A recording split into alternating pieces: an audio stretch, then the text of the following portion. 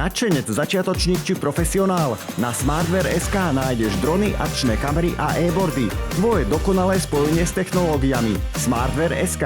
Čaute ľudia, v tomto videu si povieme niečo o týchto produktoch od firmy PloudNote. PloudNote pre teba vyrobil AI sekretárku vo veľkosti napríklad kreditnej karty, ktorá si všetko bude pamätať, a to dokonca v 3 modeloch. PloudNote PIN, PloudNote a PloudNote Pro. PloudNote sa celkovo hodí pre vyťažených ľudí, ktorí majú mnoho dennodennej agendy, alebo aj pre tých, ktorí chcú mať vo veciach poriadok, nadhľad alebo lepší prehľad. PloudNote sa ti hodí, ak si napríklad riaditeľ, manažér, právnik, kreatívec, zamestnanec a podobne, pretože PloudNote vieš používať ako automatický rekordér prichádzajúcich alebo odchádzajúcich telefónnych hovorov, ale aj ako klasický v podstate AI diktafón, s ktorým si nahraješ rôzne meetingy, rozhovory alebo svoje vlastné myšlienky cez zabudované mini mikrofóny, ktoré dokážu nahrávať zvuk a následne ho potom za pomoci umelej inteligencie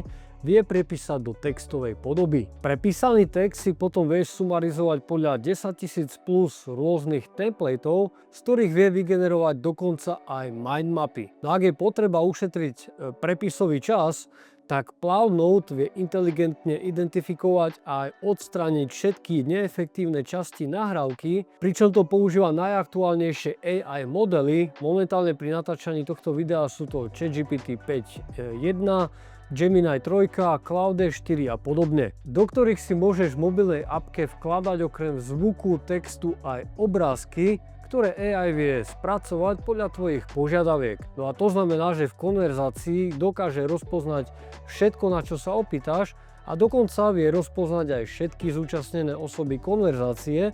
No a pre lepší prehľad, to, čo hovoril v danom texte, vie aj pekne odlišiť alebo označiť. Prepis textu dokonca podporuje až 112 jazykov, vrátane slovenčiny a češtiny. Stačí si len stiahnuť mobilnú aplikáciu, v ktorej vieš robiť všetky sumarizácie, preklady, mindmapy a rôzne úkony pri práci s nahraným textom. O bezpečnosť dát sa nemusíš bať, pretože sa ukladajú na privátne cloudy od Amazonu, Microsoftu a Google. Ako som už spomínal, PloudNote prichádza v 3 modeloch: PloudNote PIN, PloudNote a PloudNote Pro. Pričom PloudNote a PloudNote Pro sú veľmi podobné, no a PloudNote PIN je tak trošku inší, no ale to si povieme za chvíľku. Poďme sa len najskôr pozrieť, aký je rozdiel medzi PloudNote a PloudNote Pro. Čiže PloudNote a PloudNote Pro majú úplne rovnaké rozmery a rovnakú váhu a vyzerajú na prvý pohľad takmer rovnako. Napriek tomu je tu zopár dosť podstatných rozdielov. Prvým hlavným rozdielom je to, že Note Pro má displej s veľkosťou 0,95 inč so svietivosťou 600 nitov. Na displeji sa zobrazuje stav batérie alebo stav nahrávania. Tento jednoduchší model PloudNote displej nemá, stav batérie si viete pozrieť v appke. No a namiesto displeja tu máte navyše switch button, s ktorým sa prepína buď nahrávanie hovorov, alebo nahrávanie v miestnosti ako bežný diktafón, alebo ako AI diktafón. No a ak je switch prepnutý na automatické nahrávanie hovorov, tak mikrofóny sú menej intenzívne, pretože Note je priamo na telefóne. Telefón si pritom treba nastaviť na vibrovanie pri prichádzajúcom hovore. Note má totižto v sebe snímač vibrácií, vďaka ktorému dokáže automaticky zapnúť alebo vypnúť nahrávanie hovoru. Ak je switch button dole, čo je bežný diktafón, tak sa zvýši intenzita mikrofónov, ktoré dokážu nahrať zvuk aj z celej miestnosti. Ak máte nejaký meeting s tým, že vie rozpoznať aj jednotlivé osoby v miestnosti a automaticky prideľuje text, ktorý daná osoba hovorí, alebo si chcete len tak pre seba nahrať nejaké svoje poznámky, ktoré nechcete zabudnúť. Na Note Pro switch nenájdete, pretože automaticky dokáže prepínať intenzitu mikrofónov, či už sa jedná o telefonáty alebo meetingy, čo je za mňa absolútne úplne že super. Ďalším rozdielom je to, že Note Pro má 4 mikrofóny a Note klasicky má len 2 mikrofóny.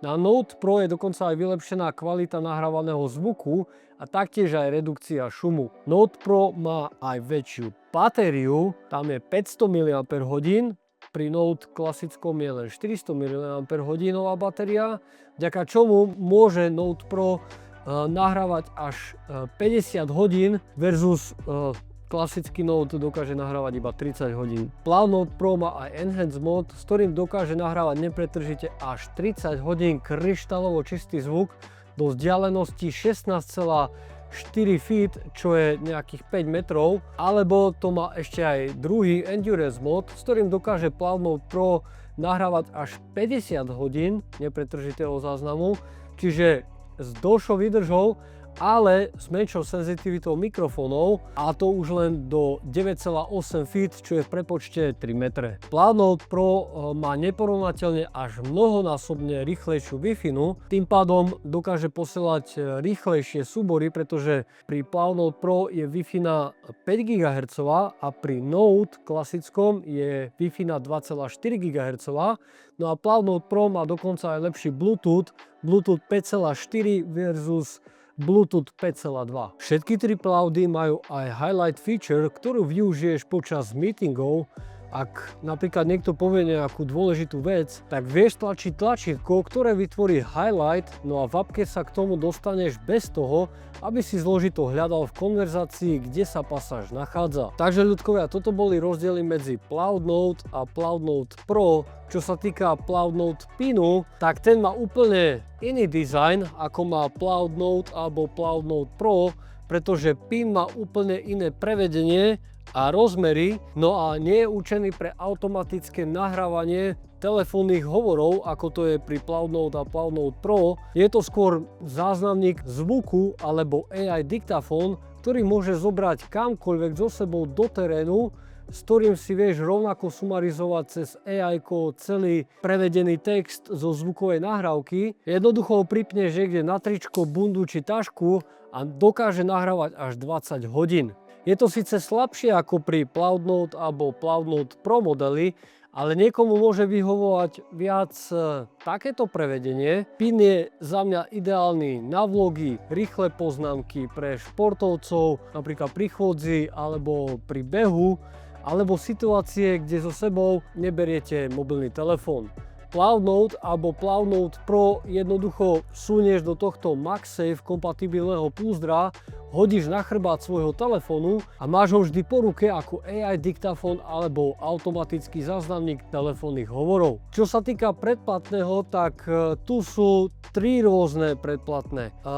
Prvom je 300 minút za mesiac, ktoré sú zadarmo. Volá sa to, že Starter Plan. Potom druhý je Pro Plan, ten už vie spracovať 1200 minút a stojí cca 9,2 eur na mesiac, pokiaľ sa jedná o platbu za rok. Tretím je Ultimate Plan, ten vie spracovať nekonečné množstvo minút, no a vyjde to nejakých 21 eur za mesiac pri platbe na rok. Čo sa týka predplatných, tak za mňa jednoducho na vyskúšanie môže stačiť aj ten Starter Plan. Pro Plan je taký, by som povedal, už dobrý základ, no a u mňa jednoznačne vyhráva Ultimate program, pretože za 21 eur na mesiac to nie je až tak veľa, ak si zoberiete to, že máte pod kontrolou všetky vaše rozhovory, meetingy, konverzácie alebo vaše vlastné myšlienky s tým, že ich môžete takmer neobmedzene sumarizovať v AI modeloch do digitálnej podoby, ku ktorým sa viete kedykoľvek vrátiť, no a tým získavate jednoduchý prehľad nad vašou celodennou agendou. Všetky 3 verzie nájdete na našom e-shope, kúpou nás podporíte a aj tvorbu takýchto videí. Takže ľudkovia, sme na konci tohto videa. Pre toto video to bude všetko. Ak sa ti toto video páčilo, tak oceň ho prosím ťa lajkom. Ak sa chceš niečo opýtať, napíš to dole do komentára. Pre viac SmartTech videí nezabudni odoberať tento Smartware YouTube kanál. No aby si nezmeškal nové videá, nastav si tam zvonček, tak ľudkovia, buďte smart, stay free, no a vidíme sa pri ďalšom videu. Čaute.